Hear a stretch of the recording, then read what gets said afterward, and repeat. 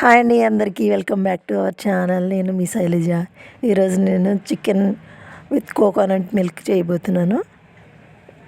Chicken కర్రీలో కొబ్బరి పాలతో చేస్తున్నాను చికెన్ కర్రీని. దానికి కావాల్సింది ఒక 3 పెద్ద ఉల్లిపాయలు తీసుకున్నాను, కట్ చేసి పెట్టుకున్నాను. అల్లం వెల్లుల్లి పేస్టు, ఒక కొబ్బరి చెక్క సగము, సాల్టు, కారం, గరం మసాలా, పసుపు, కొత్తిమీర, పచ్చిమిర్చి ఒక 4, చికెన్ ఏమో 1 kg తీసుకున్నానండి.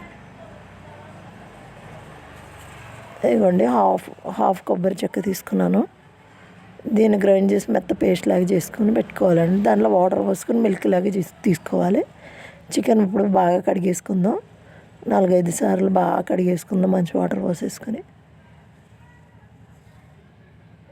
బాగా మొత్తం పోయేటట్టు బాగా కడుక్కోవాలండి. చికెన్ లేకపోతే స్మెల్ వచ్చేస్తుంది. కడిగేసి పసుపు ఉప్పు వేసి కూడా బాగా కడిగేసేసుకున్నాను. ఇప్పుడు దీన్ని మ్యారినేట్ చేసుకుందాం. 1 టేబుల్ స్పూన్ పసుపు,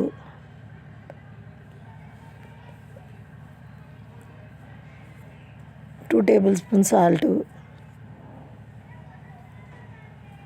పసుపు సాల్ట్ వేసుకున్నాం కదండి, కలుపుకుంటూ ఉండాలి. ఇప్పుడు దీనిలోనే కారం, 2 టేబుల్ స్పూన్స్ కారం,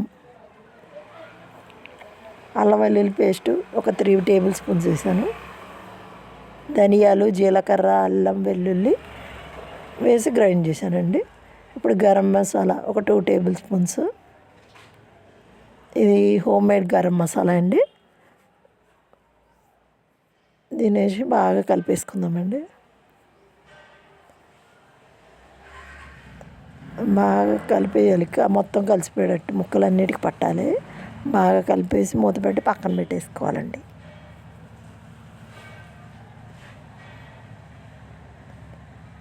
ఈలోపు ఆనియన్స్ కట్ చేసుకోవాలి కదండి, అందుకని ఈలోపు మ్యారినేట్ చేస్తే ముక్కలకి బాగా అల్లం వెల్లుల్లి పేస్ట్ పట్టుద్ది. ఇప్పుడు ఉల్లిపాయ ముక్కలు కట్ చేసుకున్నాను. దీన్ని చిన్నగా చాప్ చేసుకోవాలి. కట్ చేయడం ఎందుకని చాపర్లో వేసి కట్ చేసేసానులేండి, సన్నగా చేసేసా. ఇప్పుడు ఈ పచ్చిమిర్చి కూడా కట్ చేసేసుకుంటా. అట్లానే కొత్తిమీర కూడా కట్ చేసి వాటర్లో వేసేసుకుందాం. మట్టిగా ఉంటుంది కదండి, సన్నగా కట్ చేసి వాటర్లో వేసి బాగా కడిగేసుకోవాలండి. దీన్ని కూడా కట్ చేసేసుకున్నాం, వాటర్లో వేసేసుకుంటా.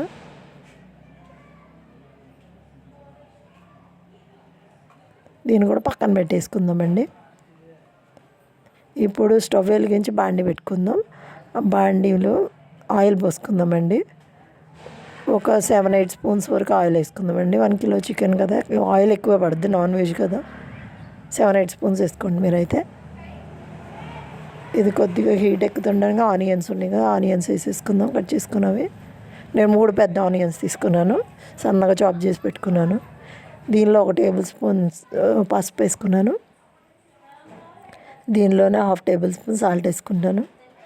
ఎందుకంటే చికెన్లో కూడా వేసుకున్నాం కదండి, దీనికి బ్యాలెన్స్ అయ్యేటట్టు సరిపోయేటట్టు వేసుకోవాలండి. లేదంటే ఉప్పు ఎక్కువైపోతుందండి, అందుకని సరిపడ వేసుకోవాలి. దీన్ని మూత పెట్టేసి బాగా వేగనిద్దామండి. ఇంకోటి మూత తీసాం కదా, ఇది బాగానే వేగిపోయింది. కొంచెం గోల్డెన్ బ్రౌన్ కలర్ వరకు వచ్చే వరకు చూడాలండి. ఆనియన్స్ గోల్డెన్ బ్రౌన్ కలర్ అయినాయి కదండి. ఇప్పుడు చికెన్ ఉంది కదా మ్యారినేట్ చేసి పెట్టుకున్నది, దాన్ని అంతా వేసేసుకుందామండి. వేసేసుకుని ఆనియన్స్లో బాగా కలిసేటట్టు కలిపేసుకుందామండి. దీనిలోనే కట్ చేసి పెట్టుకున్న పచ్చిమిర్చి ఉంది కదండి, అవి కూడా వేసేసుకుందాము.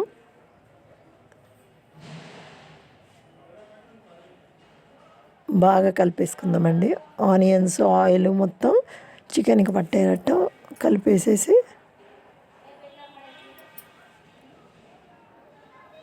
బాగా కలిపేసుకుందాం. కలిపేసి మూత పెట్టుకుందామండి. మూత పెట్టుకుని స్టవ్ కొంచెం మీడియం ఫ్లేమ్ పెట్టుకుని మూత పెట్టుకున్నాం.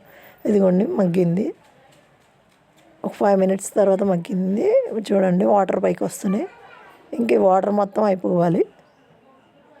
దీనిలో కొంచెం కొత్తిమీర వేసుకుందామండి. ఇప్పుడు